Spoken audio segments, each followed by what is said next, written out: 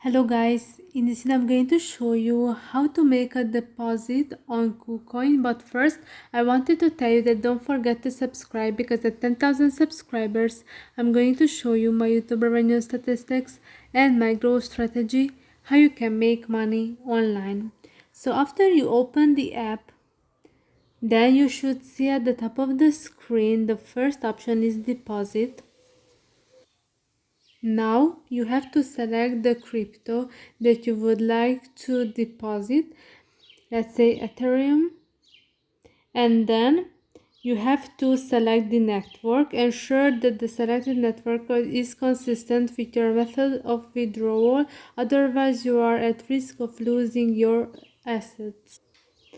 Alright, and after that you can select if you want to deposit that money to your main account or trading account, but it doesn't matter, but because later you can send between those accounts, so it's okay if you select either the main account or trading account.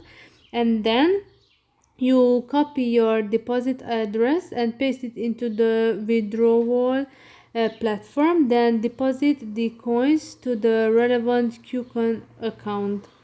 So you have to make sure that the address is correct each time, because if it's not, then your deposit will be lost.